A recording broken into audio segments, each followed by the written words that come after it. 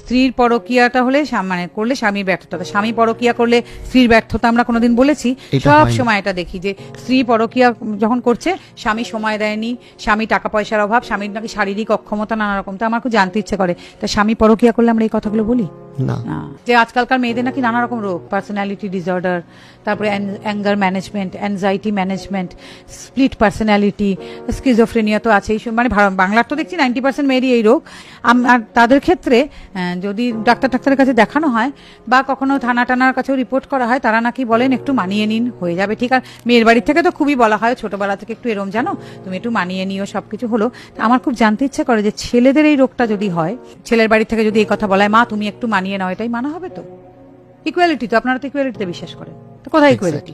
সারাক্ষণ তো বলে আছে মানিয়ে নিতে হবে, মানে শ্বশুর শাশুড়ি বলেন আর কি, বাবা একটু মানিয়ে নাও না, একটু ছোটবেলা থেকে রাগটা বেশি, তো উল্টোটাও তো হতে পারে।